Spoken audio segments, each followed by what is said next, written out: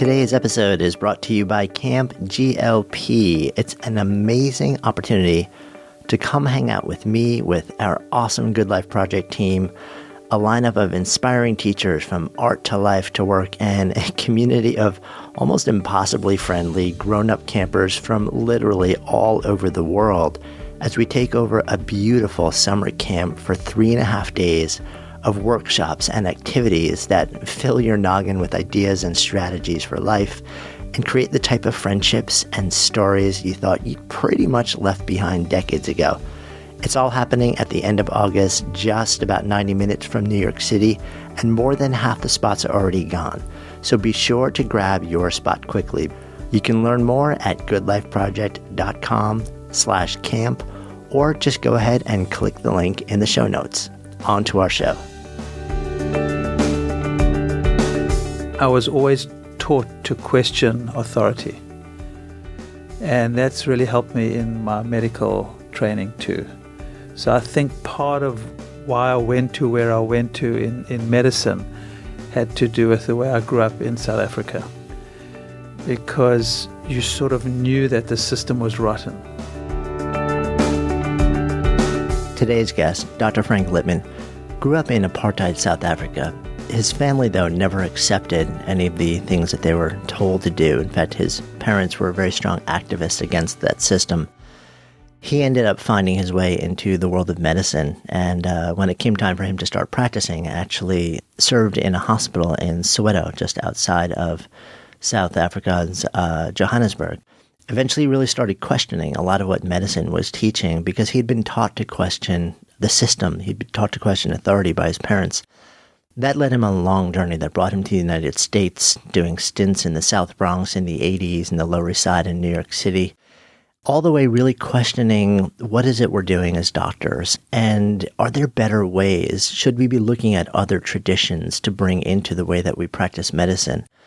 And that led him on a long journey, which started having him integrate all sorts of things that he had seen along the way, and to create really his own approach to the practice of medicine, and eventually launching a super successful wellness center in New York City. He's become a multi-time author and kind of a revolutionary and an activist now in the space of what it means to be well, what it means to practice medicine in the United States and beyond. Really loved this conversation that traced his journey, his roots through South Africa, and his experiences that really formed him, and his lens on modern medicine. We also go into some of the big discoveries, the really big curiosities, the sort of the pushing the envelope side of medicine today, and where he thinks it's going. So excited to share this conversation with you. I'm Jonathan Fields, and this is Good Life Project. So good to be hanging out with you. I was just trying to remember, we've known each other for, 10 years, dozen years, something like this. More than 10 years. Probably closer to 20 years. Yeah, I think you may be right. When you first started your studio downtown. 2001. Sonic Yoga, was it? Yeah, 2001, yeah. Yeah, 15 years. That's amazing. Yeah. Man, if you look at the state of how things have changed in your world and the world, it's pretty profound. And then on the other hand, so much has stayed the same. So as we sit here, I want to talk about who you are and what your work is. You run this really tremendous, do you call it a medical center? A wellness center. Wellness center, yeah, in New York City. But not what most people would think of traditionally. And I want to deconstruct that a little bit, but I want to take a step back in time. Okay. As many of you our listeners will hear, that you can tell right away, you're probably not from New York City or Brooklyn or the Bronx. Come on, I've been here. I'm a New Yorker. I've been here for 32 years. Right. You've actually been in the city longer than me. So you grew up under apartheid, which was not just, there was literally, blacks lived in one place. Yep. There was a complete separation legally. Yep. But it sounds like also from what I know of you, you grew up in a family that didn't quite accept that. Yeah, so I was, in a way, a little bit unusual. I grew up in a very left-wing family, which was not that unusual, but fairly unusual for South Africa.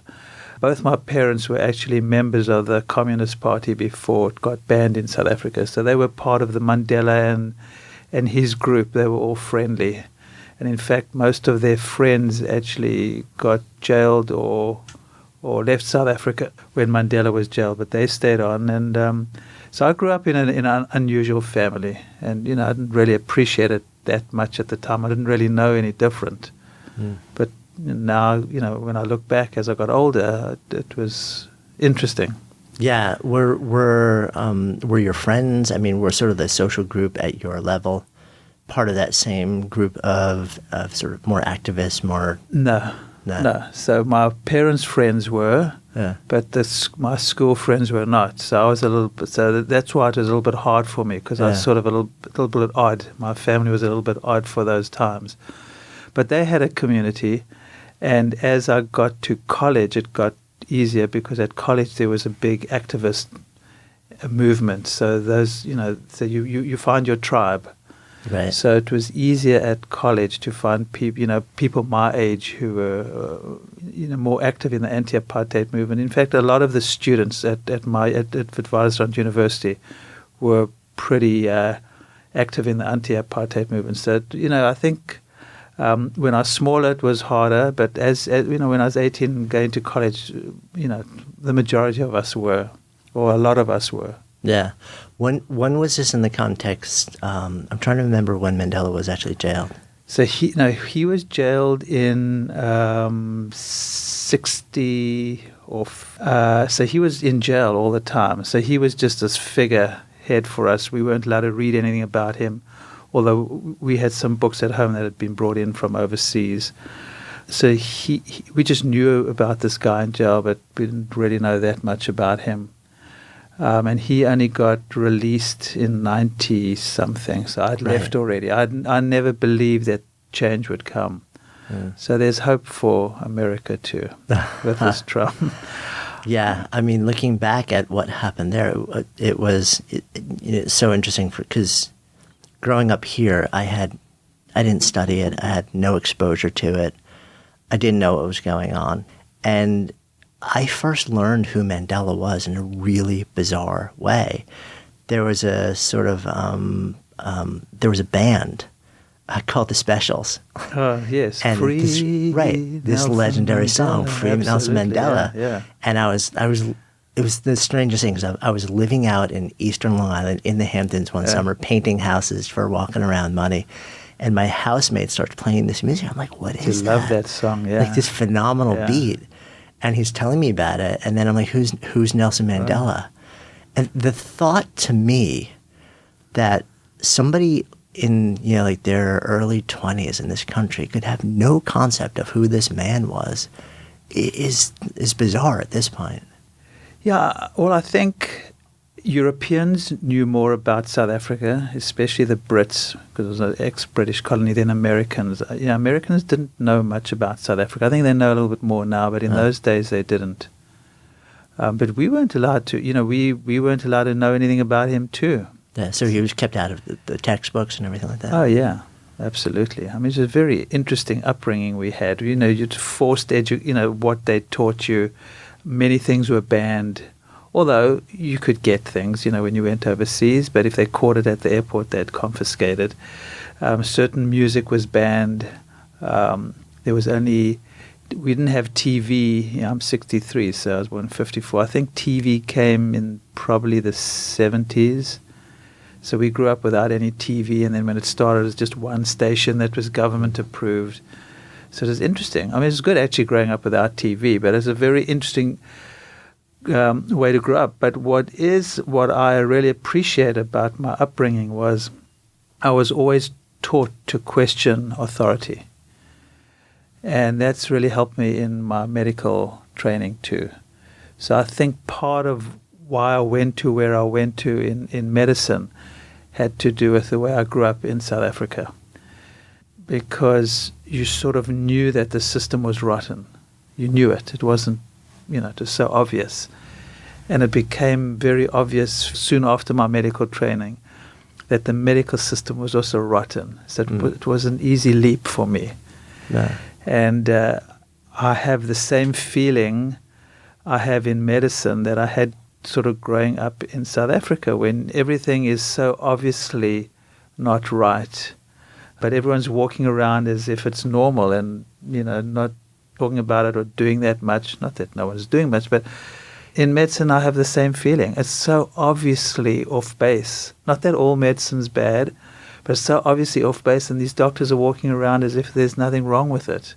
How I felt about the medical system here is how I felt growing up in South Africa. Like, it's obviously wrong. I mean, it's just common sense. Wake up. When are you going to wake up? Yeah.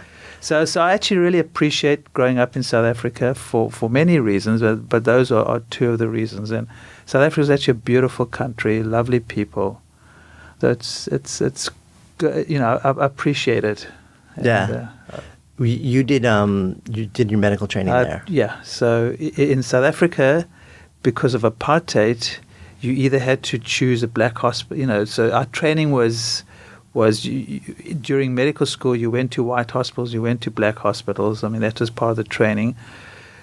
As a general rule, the black hospitals were where there was a lot of volume, and you did more practical stuff because they didn't have the staff. And in the white hospitals, that was a bit more sophisticated, more tests, in two completely different types of medicine. And then after medical school, when I had to do an internship, you could choose to either work in a black hospital or work in a white hospital because they weren't mixed. And I chose to work in the black hospital. I just loved, South African blacks are just the most lovely, warm people, and I just felt very comfortable working in. So I actually worked in my internship in Soweto. I mean, I did my internship at Baragwanath Hospital. Me and my wife, we had just got married. We actually lived at the hospital. Right, which is outside of Johannesburg. Just outside of Johannesburg. Yeah. It's what they call, Soweto sounds for Southwestern Township. They used to put blacks in these areas and call it a township.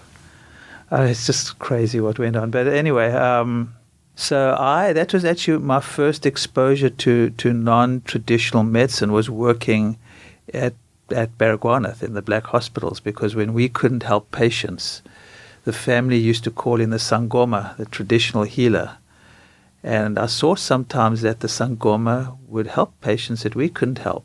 Not always, and that was sort of the first thing that piqued my interest, because I saw here are people that I can't help, and they're bringing these crazy, we used to call them witch doctors, and they're actually helping people. There's something, so it sort of started piquing my interest. Not that I believed that they even did anything, but it started piquing my interest. And then after I finished my internship, I went to work in the bush, in a hospital in the middle of in KwaNdebele, which is the homeland, and the same thing happened. I got exposed to traditional healers again, and the same thing happened. I started noticing that they were helping patients that we weren't helping. So, not that I knew anything about African medicine, but it really was interesting to see that something that I was sort of not taught officially, but taught that was nonsense. It wasn't scientific, it's nonsense. It's all, in your head, etc., etc. So, it was great. Because I was taught to question the system, because I saw these witch doctors helping patients, it was sort of an easy journey for me in a way. It wasn't, it's not. I never have to struggle about it. Yeah, and from there, from what I remember, we talked about this a long time ago, because you went back into sort of like private practice, serving a completely different population after that. Exactly. So I was working in the bush, which was an unbelievable experience, and then I came back to work in a private practice in Johannesburg while I was waiting for papers to come to America, because we had decided we didn't want to live in South Africa. And I was working for a very interesting GP in Johannesburg who used to actually see all the detainees, very left-wing GP, a very cool guy. But he used to see not only the detainees, he used to see a lot of the artsy community in South Africa, in Johannesburg, not South Africa. So people were coming in, and they were coming in with problems that I couldn't really help. They were coming with different problems that I was training at the hospital. They were coming with headaches, and they couldn't poop, and they were tired, and things that we don't get taught at in the hospital, because in the hospital you're treating really acutely ill patients. They're coming with these problems, and I couldn't really help them. But then they would say to me, well, I went to the acupuncturist. There was one acupuncturist in Johannesburg, and he helped me. Or I went to the homeopath, and you know what? I took these remedies, and I'm feeling better. So there was another second experience where people I couldn't help were going to see these quacks, or what I thought were quacks, homeopaths and acupuncturists. And these patients were saying, well, I got better. So these were all good things for me because it made me question the way I got trained. So I started realizing that, well, actually, I didn't realize at the time. When I look back, I was probably questioning, but started realizing how deficient my training was, and maybe there are these other modalities and other medicines that could work for people. So, my journey was really, really organic. And then we emigrated, and to get a license in New York, I had to do 3 years in an internal medicine residency. Mm. And a hospital in the South Bronx had sponsored me for a green card because this was 1984. Which was an interesting time to be in the South Bronx. Well, that's how I got in, because American doctors didn't want to go work there. I mean, that was sort of like the epidemic in New York City. Yeah. So I was lucky because I went for an interview, and the guy, I didn't even really realize what the South Bronx was. I mean, what did I know? The guy took a liking to me, and he offered me a job with a green card. And, obviously I'm going to take it. Actually, a lawyer had sent me there because she was an ex-South African who knew that this guy liked South African doctors, and that's how you could get a green card. I could do it that way. I could go to an academic institution and take 4 years, and it would be much more difficult. So I took the job in the South Bronx, which was an unbelievable experience. As you know, it was a really interesting time. And because I was not American and naive, I didn't even know how to be scared there. I remember I used to take the subway at all hours of the day and night and walk through the area. I didn't even know, I knew no different. I mean, I wouldn't do it now if I knew different, you know what I mean? But I was so naive, and nothing ever happened to me. But there was I had no fear, not because you just didn't know better. Exactly, yeah. Yeah, because, I mean, at that time in the South Bronx, that was sort of the area. Center of the crack epidemic. It was very dangerous, a lot of gangs around then also. Yeah, I mean, did you feel that there was any similarity in like Soweto and the South Bronx? Big time. So that was quite interesting because although I was doing internal medicine, the trauma, when I was in the emergency room, we saw sort of similar things. There were more gunshot wounds maybe in the South Bronx and more knife stabbing wounds in Soweto, but it was a similar type of environment. So it was actually, I adjusted pretty well. Yeah. Yeah. Except you didn't have the quote witch doctors to come in when. Yeah. But here's a really funny story. When I first started, in South Africa, as a sign of respect to the nurses, the senior nurses were called sisters. You were a nurse and then you were a sister, and you used to call them sister. So I just started my job. I'm working in the ward, and most of the nurses were black, and I'm saying sister this and sister that, and one of the Jamaican nurses pulls me aside. She says, "Doc, I know you come from South Africa, and I know in Jamaica we also call the nurses sister, but you shouldn't call the nurses your sister." Oh, so you're doing it in the South Bronx? Yeah. So I'm calling it,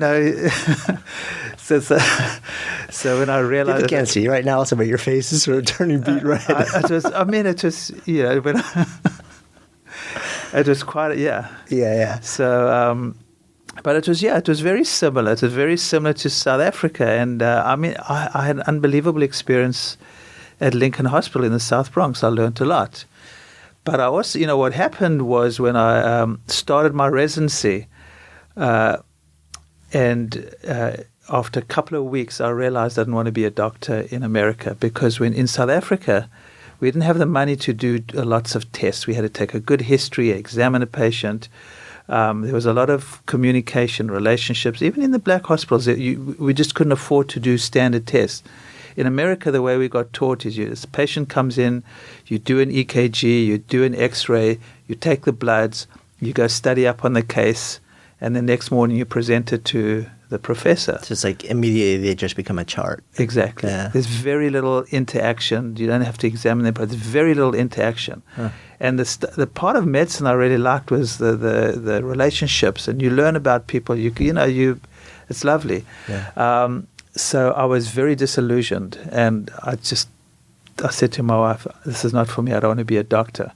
And there happened to be an acupuncture clinic about 6 blocks from the hospital, where they were doing detox And they were part of the hospital because they were doing detox for a lot of the crack and heroin addicts, and they were making the hospital a lot of money. And it actually was working to a certain extent.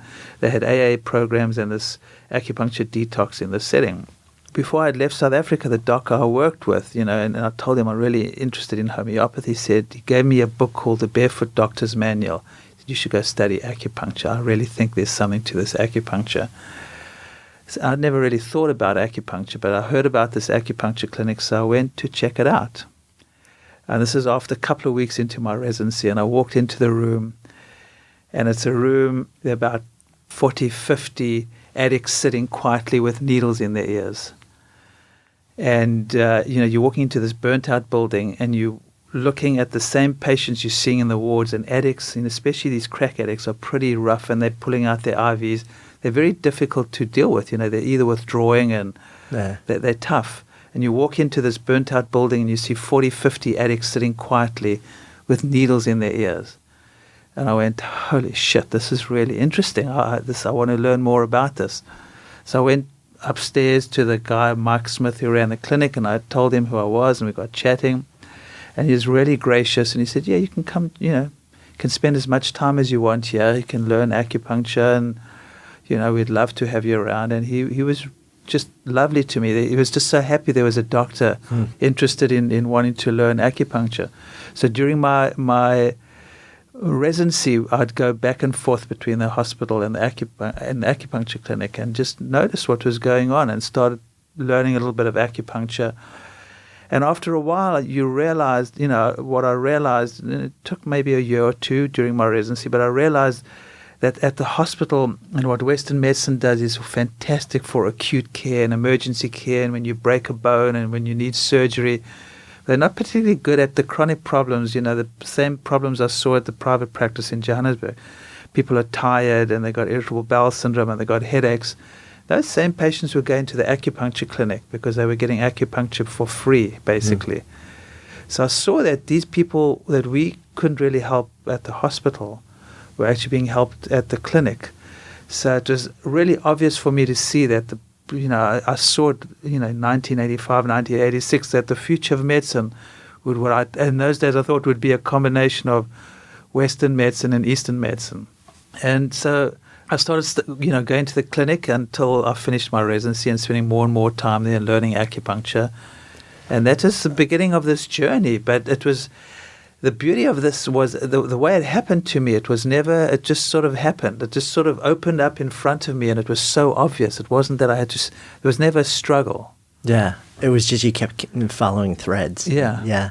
And it's interesting, too, because at that time, acupuncture is known widely now in the U.S., right. but then not much. It was this kind of weird fringy thing that wasn't accepted or all over the place the way it is now.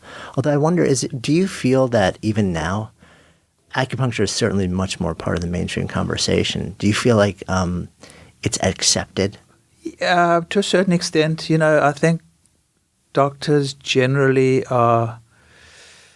they just don't get it. They're so brainwashed to think that, the only way is with drugs or surgery.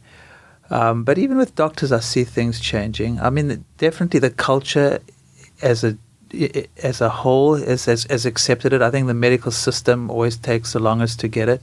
But even then, I think they're starting to get it. But they don't really see the sophistication of acupuncture and the sophistication of a lot of these techniques and modalities. They still sort of look down a little bit on it. It's not science. No. But I think it's changed a lot. In those days, it was crazy. But I will say the people, especially in the Chinese medicine community, the nutrition community, wherever I dabbled, people sort of brought me in with open arms. The people were so gracious that they were so happy that a doctor was interested in learning this, and they were, just really open to teach me whatever I wanted. It was lovely. I mean, in those days, it's probably changed a little bit now that the alternative community was just so open and embracing. Yeah. I mean, it must have been interesting, too, because you were you were very much sort of like, you must have been a bit of an anomaly then. Here's a South African doc working in the South Bronx who's also saying, wow, I'm completely open to the fact that there's something else going on here, and teach me. So your exposure was really just through years of interacting with this and then learning from the people how to bring this into it. When it came time to leave Lincoln, what precipitated that, and what were you thinking was the next step for you? So what happened was, I was very lucky. Because of my training in South Africa, because I used to take a really good history and examine people properly, the professors sort of realized they respected that, and they asked me to be chief resident in my third year. So I said to them, I'll be chief resident if you let me do 3 months in psychiatry, because the acupuncture clinic was attached to the psychiatry department. They didn't know I was going to go to the acupuncture clinic. So in my final year, I did 3 months at the acupuncture clinic and really got a good training in acupuncture. And actually, because in New York in those days, as a medical doctor, you only needed, I think, 300 hours. So when I finished my residency, I'd already able to practice acupuncture. And a friend of mine had introduced me to a doctor who knew another doctor who ran a clinic on the Lower East Side. They were interested in the Betances Health Unit. They were interested in alternative medicine. And I met her, and she brought me on to do some acupuncture as well as do general medicine. So I started, my first job out of my residency was on the Lower East Side, starting to do acupuncture.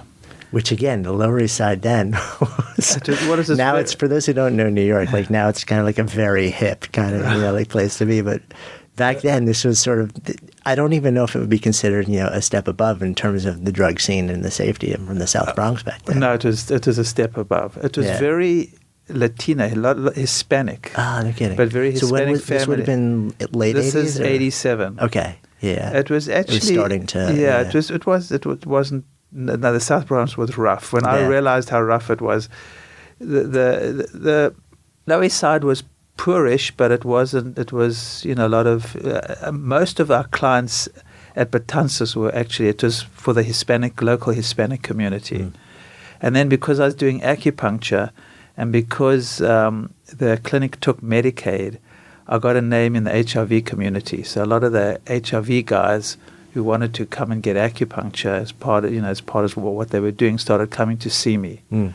And then I had gotten friendly, or I'd met someone, Abdi Asadi, who's a wonderful acupuncturist also in New York, and I had met him at Lincoln Hospital, and I brought him on there, and we started doing this really interesting stuff with AIDS patients. We started teaching them Qigong. We started experimenting with all these different modalities with a lot of the AIDS patients who were open to it, and they had Medicaid, they weren't paying for it. So we started doing a lot of, dabbling in nutrition and herbs and Qigong and acupuncture. It's a lot of fun. I mean, and, the lovely patients open, letting us try different things. So it was very interesting. That's like a living laboratory, basically. Yeah. And what's interesting, too, is because, you're going from, that's an acute patient. Were you seeing that sort of like the Qigong and the acupuncture and the complementary modalities were actually moving the needle? Well, yeah, I think they were a lot of the patients, or some of the patients we were seeing, didn't want to do the drugs in those days. No. What do they call them? Antiretrovirals? Antiviral, yeah, retrovirals. Right. This was just the beginning when they were starting the retrovirals. Okay. So there were a lot of patients who didn't want to do them. There were patients who would come in and would have side effects. But I think a lot of the gay patients were just so open to trying different things. And, we were teaching them. Abdi had been doing Tai Chi for many years. So he was teaching them Qigong and meditation. And then there was a nutritionist at the clinic who was fantastic, who we were learning from. So we all sort of got together and started creating this little holistic center.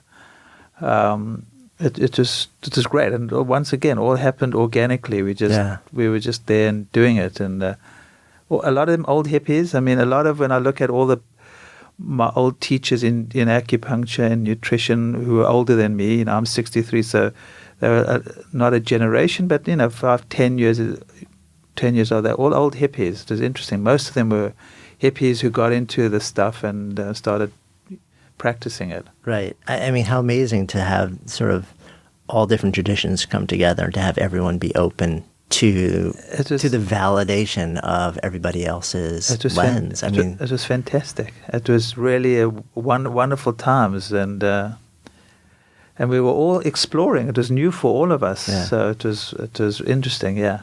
So you're growing this, and it sounds like you're just learning incredibly, and really, probably it sounds like you're also really loving who you're collaborating with and creating this with.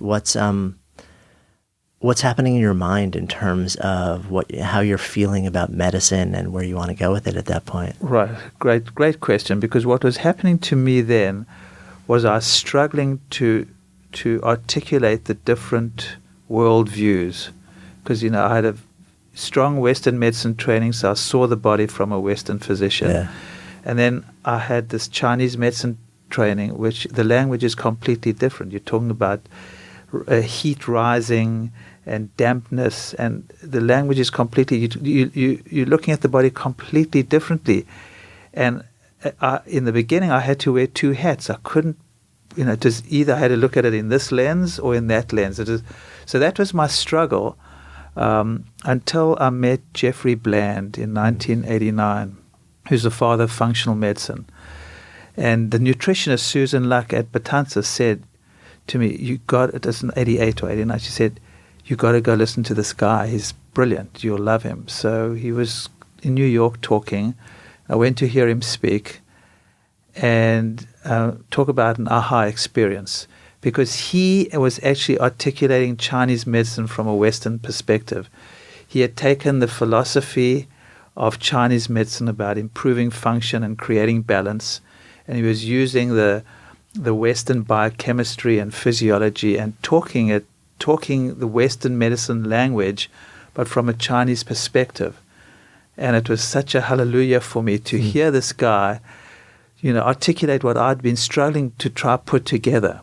So when I heard Jeff Bland talk, that was it for me, because to actually put it together for me like that, because that was what I was struggling with for those couple of years, trying to put it together, and he had put it together. Yeah. So he was a mind opener for me, and after I met Jeff, everything became much easier for me. I got much clearer, and I was able to sort of really put these things together. Yeah, it's like he gave you new language. Yeah. Did you end up studying or working with him? Yeah, so I've known Jeff since then, and every time he's in New York, and I've become quite friendly with him. So yeah, and then the whole functional medicine movement sort of grew in the sort of 90s. So I was sort of part of that. So yeah, I've been friendly with Jeff for ages. And then I was also very lucky to have an unbelievable yoga teacher who sort of helped me sort of understand where yoga fits in. Lindsay Clennell, who's one of the senior Iyengar teachers. He's just a brilliant,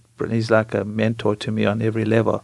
Just a brilliant guy. And he sort of helped me articulate or understand where yoga fits in and the fascia. And because he sees, he just also has a really good understanding of the human condition in general. But I started fitting in acupuncture and yoga and the fascia, because you don't learn anything about the fascia in functional medicine or in Western medicine. So, and then I had fantastic Chinese medicine teachers. So I was just very, very blessed to have these amazing teachers who I've, ended up becoming friendly with, who are just all these lovely, beautiful older guys who are so open to teaching.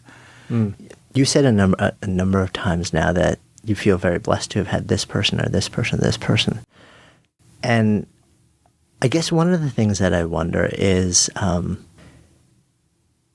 it that, because it seems like you just at every turn, you were finding someone else with another piece of the puzzle for you. Exactly, yeah. And at the same time, how many other people were bumping into these same potential teachers who weren't open to sort of stepping into that space of beginner's mind and validating what they had to offer? Is the blessing to a certain extent that even though you were established, you were a physician, you were well-trained, you continue to hold yourself open to the possibility that there was so much more that you didn't know and accepted almost anybody as a teacher? Yeah, could be. I mean, I think I was so thirsty for knowledge and trying to put it all together because I knew what I had learned was limited, and then you're seeing a patient and something's happening in the way you're taught to understand it just doesn't jive. So, in those days, I'm jaded now, but in those days, I was just so open to learning, just trying to discover. And, I was finding myself, I was finding, what works, what helps my patients. I was in such an interesting phase of my life. It was just so, it's very exciting. I was just so caught up in it. Yeah. So you started to go down the functional medicine rabbit hole, but that's not where you stayed. So I went down the functional medicine path, but I was bringing in Chinese medicine and the yoga and then the all of the stuff together. And because I don't think of you as a classic functional medicine guy. No, I'm not. But I think, as I've had so many talks with Jeff about this, because even how the functional medicine movement started, they had to create an operating system if they wanted to teach doctors. Same in yoga. It's the same. You've got to create a system to teach the next generation or to teach teachers or doctors. So they had to create an operating system. But I think any of the real wise functional medicine doctors are way beyond functional medicine. Functional medicine is a system to work within, but they get that there's much more. But you need that system to train people. Yeah. So we should also probably, just for those listening who've never heard the phrase functional medicine. Okay. What is it? Like a 60-second, what is this? Well, functional medicine is to me anyway, the true combination of Western medicine and Eastern medicine. It takes the language of Western medicine and the biochemistry and the physiology, and it uses the language of Chinese medicine of how do we improve function, how do we create balance, because in Western medicine we don't think like that. So functional medicine is really, well, now we look at it is how do you look for the underlying cause of some dysfunction? Because in Western medicine, if you have a symptom, there's some underlying problem that's causing the symptom. But in Western medicine, we go for that symptom. Like if you're driving your car and the oil light goes on, you put a Band-Aid of the symptom. So the symptom becomes a problem that you need to suppress. Functional medicine, we're seeing the symptom as a symptom of some underlying disorder, and you need to try to work out what that underlying disorder is and ultimately what the cause of that is. So functional medicine is a system that helps us try work out what that underlying cause of the problem is. Yeah, it's been, in my experience, and tell me if this is wrong also, from the outside looking in, it's also been my experience that, functional medicine feels more whole. It treats the body and the mind as an integrated feedback mechanism, as an integrated system, rather than sort of like points of inflammation. Sure. So in Western medicine, we divide everything into different body parts. Even in the hospital, you have the rheumatology department and the cardiology department. The body's divided into different parts. In holistic medicine, integrated medicine, functional medicine as well, everything's connected. It's this web. So what goes on in your gut is going to affect your moods. If you have joint pains, it's actually also often coming from your gut. So there's this web that connects everything, and you've got to try to sort out, what's influencing this web. But yes, it's more holistic. It's not. It's not. Body parts aren't broken down into separate parts. Everything works together. Right. It's sort of like if you come in and something's hurt or bothering you or causing pain, then a functional medicine doc is going to look at everything that's going on and ask you questions where you're probably going to be like, no, doc. I came to you because I have pain here. Like, right. I don't need to tell you. Have you had that response? No, it happens all the time. Yeah. But what I will say is, in these days, people are so much more sophisticated. Mm-hmm. I mean, in the last 5 to 10 years, it's so interesting what's happening. Patients are so much more sophisticated and they have a much better understanding of what's going on. Yeah. So interesting. So you take medicine and then you sort of explore this world of functional medicine. But like you said, then the docs have been doing this for a while. You start to go beyond. You start to integrate all different modalities. And it seems like what you're doing now, eventually you moved on and you developed your own wellness center where people literally travel from around the world to come and see you.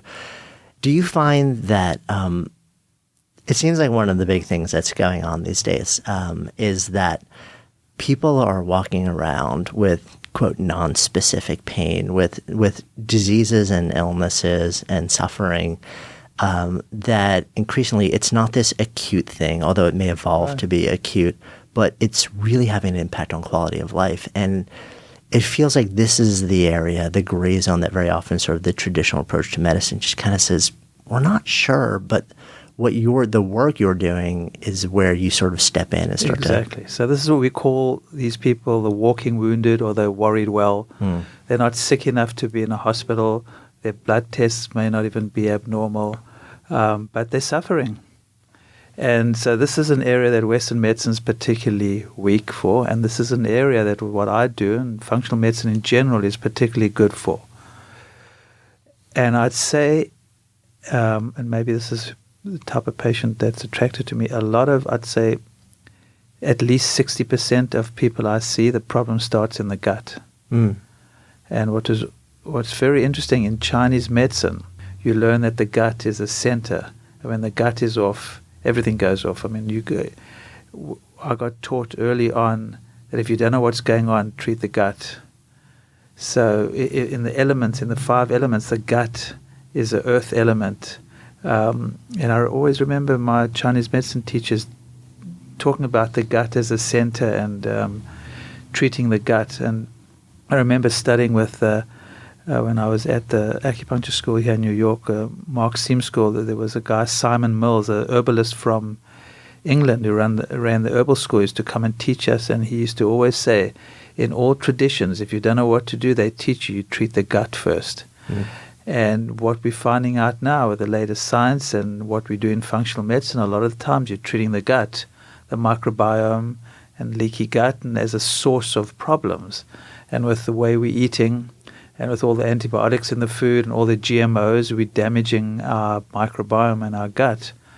So it's very interesting, this full circle, and how we're now understanding it from a sort of Western scientific perspective, what a lot of cultures have sort of, in a way, have spoken about for centuries. Yeah, and what's so interesting too is that it was probably in the early days when you would, going back 15 years now. I think you may have been the person that introduced me to the phrase leaky gut a long, long, long time ago, and it was this weird thing, like what? And now it's not only accepted to a large extent, but it's being studied fiercely, and now we have a fancier name. It's the microbiome instead of the gut, and people are sequencing the DNA of the microbiota, and it's this amazing. Fierce field of study. Yeah, it's like the hottest area of research in Western medicine is this microbiome. I'm intrigued. I love it. But the problem with the Western perspective, they're so narrow. They don't see the big picture. They're always trying to study a small part of this big part, and that's still wonderful. I think it's wonderful that they're doing the studies, but clinically, it's not necessarily helping the patients yet. For instance, fecal transplants. It's always interesting to talk about, which I think should be much more readily available. They're not expensive, and they could be helping a lot of patients. It's a really easy way to get billions and billions of bacteria into someone, and otherwise trillions of bacteria actually. So it's hard to get it through, and different strains. It's hard to get it with probiotics. I mean, you can probiotics are helpful, but if someone has a really screwed up microbiome, I mean, a fecal transplant is fantastic. I mean, you can't even get one done in America unless you've had infections with the C. diff, which is an organism, for 3 times. So it's an interesting thing, that something that they sort of know is effective. I'm not sure why they're waiting. My sense is just the idea of, those two words. Poop in a pill. Right, I poop love in it, a pill is just so, like socially just bizarre and weird. But I love it. I mean, here's something that could be cheap and effective. I mean, you don't have to pay hundreds or thousands of dollars for a drug. It's not going to, if it's done properly and checked, and it's not going to necessarily harm you. I mean, I've always been intrigued by sort of free or cheap, simple treatments that can, we have such an expensive medical system. So I think fecal transplants are going to be, much more relevant in the next couple of years, because, I'll probably see a couple of people a week who I think would do well with a fecal transplant, but I have nowhere to send them. Yeah. I mean, some go to London, but it's hard to get them.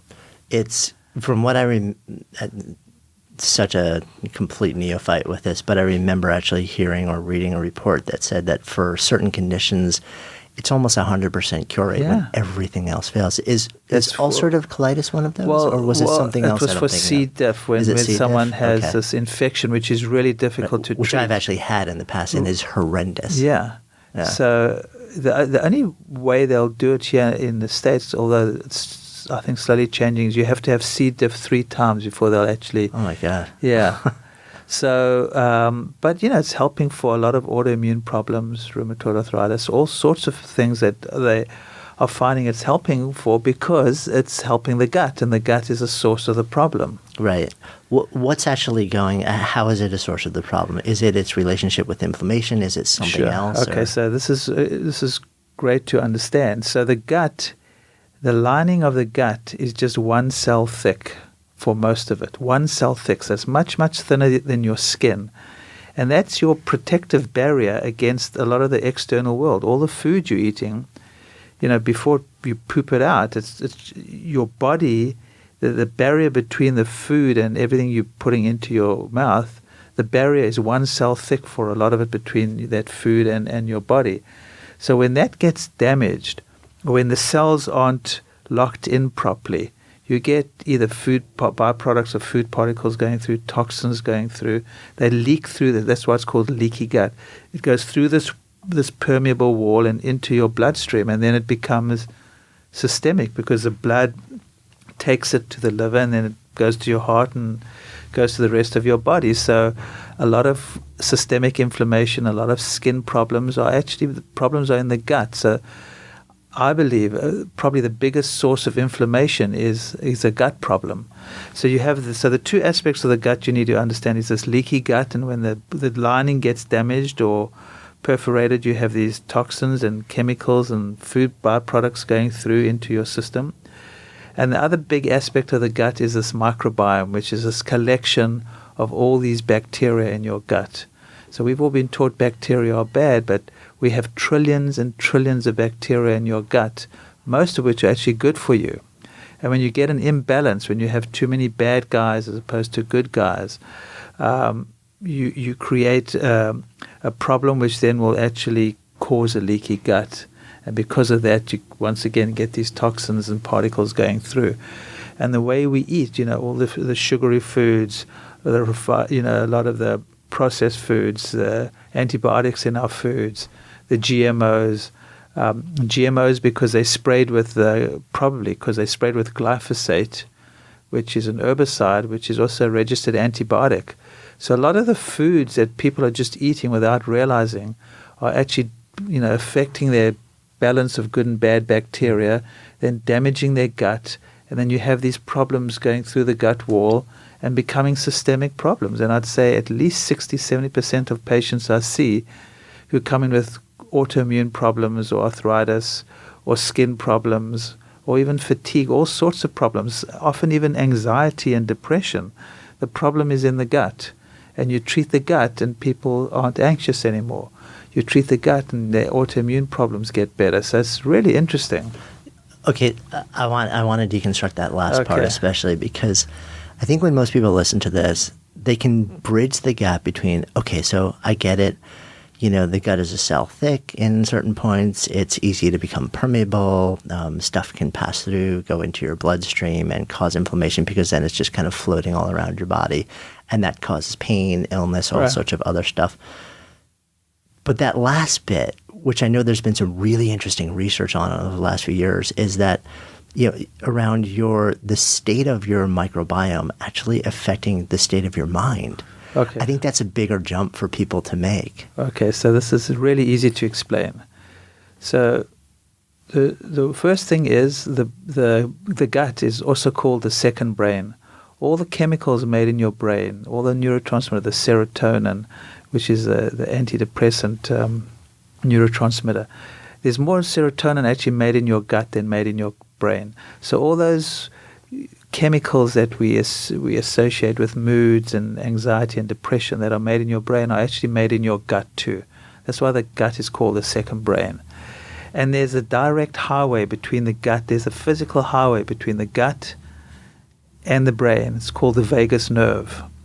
So a lot of these chemicals are either going through the bloodstream to the brain or going through this highway from your gut to your brain. So gut feelings are real.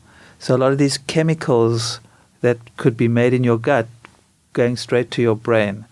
So, I mean, it's very complicated. I'm simplifying it. Yeah. But there is a direct connection. And so I'd say a lot of mood problems that I see, or people come in anxious and you treat their gut, or people come in depressed. Now, these are complicated issues. I'm not saying it's all the gut. Of course. But often when you treat the gut, a lot of these issues get better. I mean, it's, and this is how I've always learned when I see something happening, because I'm a good observer. I mean, one of the things I do is listen and observe. When you see something happening all the time, you're always trying to work out why it's happening, which has happened long ago. And now we're sort of understanding why all these weird things that never used to make sense that you see clinically are actually happening, and we actually can understand why they're happening. So it's very exciting. Yeah, and it's so interesting too, because I know if I'm stressed out, I feel that in my gut. Yes, it goes both ways. The highways, exactly. Right, and yes. that made sense to me, but I never really thought about it going the other way both too. ways, exactly.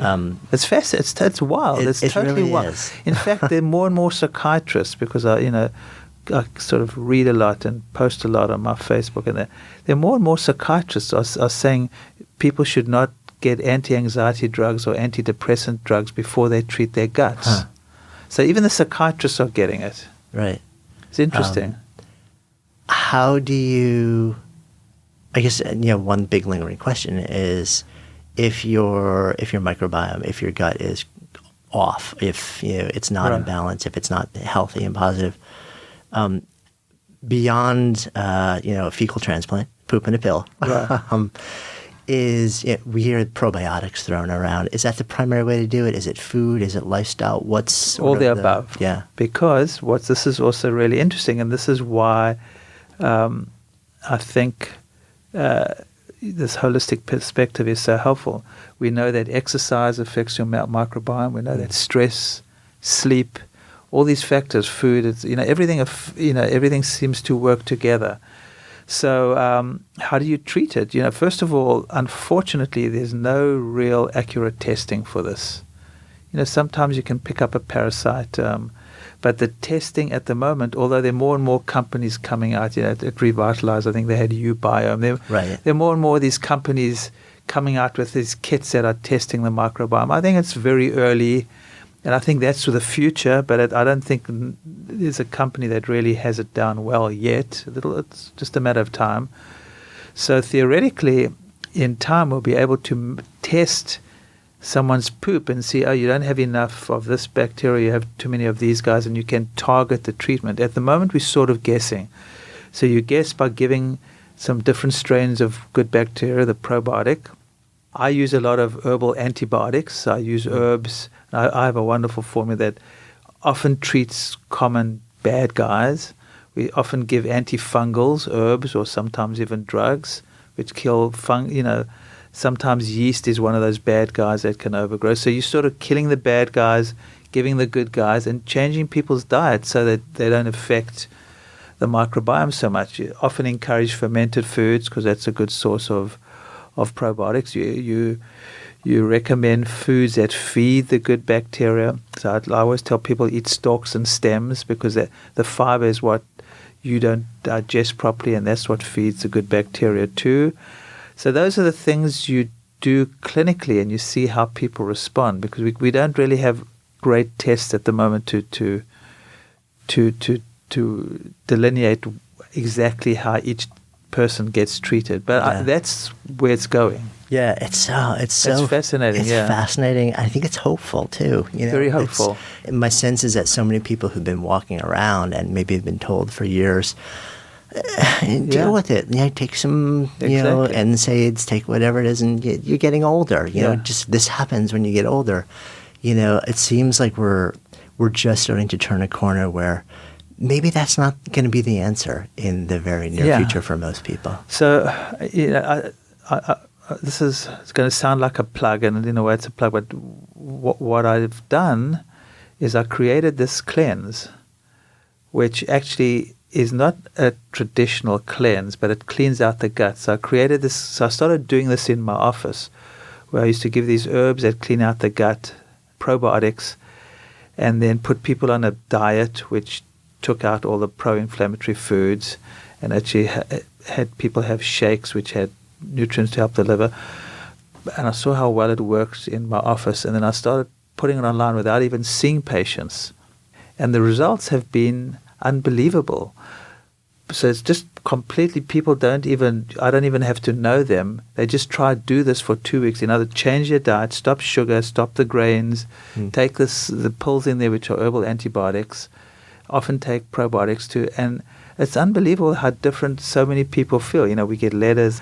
It's incredible. So it's actually not that difficult to change, And as you said, so many people are walking around suffering unnecessarily, and it's not. I've trained a lot of health coaches now because I work closely with my health coaches, and I'm more confident with if I had a patient, or some people call and there was a choice to see a health coach with certain problems or a doctor. To me, it's not even a choice, because doctors are missing a whole piece of the pie here. It's like the metaphor people use. It's no use looking for your keys just under the light. I find a lot of doctors, they're looking under where the light's shining, but the keys are somewhere in the dark. So they're only looking in that one area, and they're missing the point. And especially with these gastrointestinal problems, or a lot of these microbiome-related problems. Yeah, that makes so much sense. So as you're kind of looking at where you are now and looking forward, what's really exciting? Like, where is you're one of the most curious people I know. So you're constantly poking around. Yeah. What's the burning question for you right now? Is there a place where you're just deeply fascinated? Well, definitely the microbiome. Yeah. But I'm fascinated with this whole, how wellness is permeating the culture, and what's being called wellness, and that, and what's healthy, and that. And I want to get more involved with sort of getting the message out in a responsible way to audiences that I would never touch with what I do. What I do may be a little bit too different. So I'm intrigued by how can we start incorporating all these wonderful things I've learned and you've learned over the years. Why isn't everyone doing it? Everyone should be doing it. It's like they're no-brainers. So I'm sort of really interested in that part of how do you get this message out in different ways to different constituencies. Yeah, which is kind of the perfect place to come full circle also, because a lot of what you're doing is sort of leading edge, and at the same time, it's not accessible to a lot of populations, especially if we come full circle to kind of like back where you started. Right. Talk to me about that a little bit. No, I think that's a big issue. So I struggle with that because what I do is for very upper class. I mean, it's elitist, and it shouldn't be. And a lot of the stuff we're teaching people is how to eat more healthily, how to meditate, going to yoga, things that don't cost money. So, this is what I think about a lot. How can we actually get this message out to populations that either can't afford it or wouldn't know much about it? And I think it's possible. I think there's always a cultural aspect to it. So you have to, I learned that from working in South Africa and saw how important the cultural aspect was. I learned that working in the Hispanic community on the Lower East Side. You can bring it into different populations, but I think you need to be very sensitive to the culture. We started something in South Africa, for instance. I still work closely with a non-profit in South Africa called the Ubuntu Fund.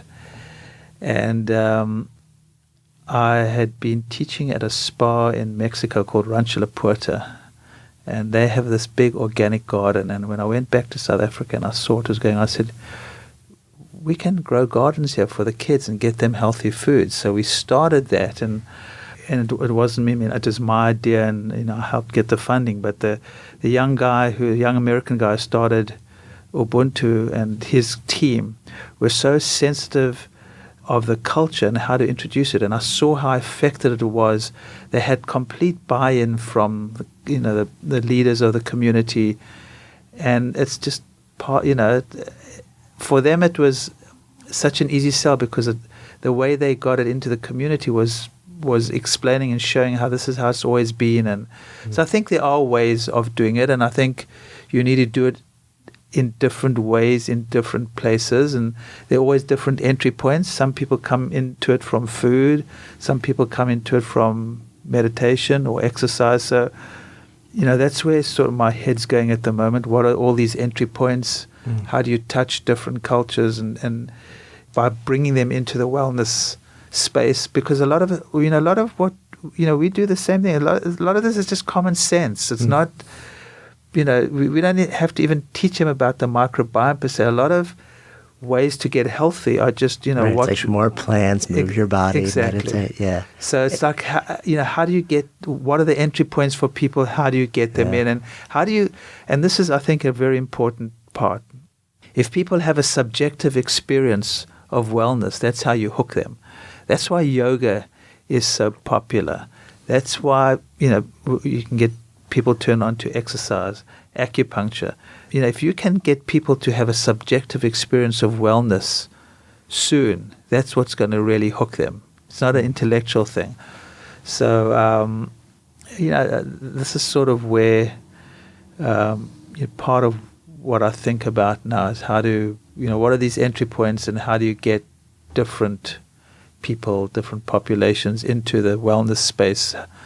How does wellness become just a normal part of our culture, which it should be? Yeah, and that will probably be a quest that takes you through for as long as you want to. But it's exciting. It's exciting because people are getting it, and our default choices are so unhealthy. This is a problem. Yeah. Like for what we have to label food organic because what normal food now is full of pesticides, but food was always organic. It wasn't labeled organic. It was, people used to move their bodies. The things that we used to do, are now we have to bring back. So our default choices in food, in the way we live our lives, the sleep, everything are so abnormal. We have to make the default choices normal it's and like natural. We have to train them back into our lives. Exactly. So that they become the new default. Yeah. No, that makes a lot of sense. Well, you and I could jam for, I think, probably a couple more sessions, and maybe we'll have you back at some point. Yeah, I'd love to. I want to come full circle. Yeah. So the name of this is Good Life Project. So if I offer that phrase out to you, to live a good life, what comes up? What does it mean to you? I think to have meaning, to be passionate about what you do. When I look at what makes me happy, what drives me, and I see my patients too. When people have meaning, when they have passion, when people give back, it's this whole concept Ubuntu. I work with the Ubuntu Fund in South Africa. Ubuntu, what makes us human is the humanity we show each other. All these intangible aspects of life have powerful healing qualities. So, yes, I think eating well is important. I think moving your body is important. Watching where your mind goes is important, how you sleep. But I think these intangibles, the giving back, the passion, the meaning, I think people really thrive on these things. And it's not. I'm not saying it's hard. It's harder in our culture because we're driven by so many unhealthy ways of living. But I think if you find that, life becomes much easier. So to me, the good life is when there's meaning in your life, when you're giving back, when there's community. Community is one of those things which is such a powerful force. In every culture, community has always been important. And especially in New York, you tend to lose that a lot. Community isn't as important. So finding your tribe, also important. So to me, that's the good life. Thank you. Thank you. Thanks so much for listening to today's episode. If the stories and ideas in any way moved you, I would so appreciate if you would take just a few extra seconds for two quick things. One, if it's touched you in some way, if there's some idea or moment in the story or in the conversation that you really feel like you would share with somebody else, that it would make a difference in somebody else's lives, take a moment and whatever app you're using, just share this episode with somebody who you think it'll make a difference for. Email it if that's the easiest thing, whatever is easiest for you. And then, of course, if you're compelled, subscribe so that you can stay a part of this continuing experience. My greatest hope with this podcast is not just to produce moments and share stories and ideas that impact one person listening, but to let it create a conversation, to let it serve as a catalyst for the elevation of all of us together, collectively, because that's how we rise. When stories and ideas become conversations that lead to action, that's when real change happens. And I would love to invite you to participate on that level. Thank you so much, as always, for your intention, for your attention, for your heart. And I wish you only the best. I'm Jonathan Fields, signing off for Good Life Project.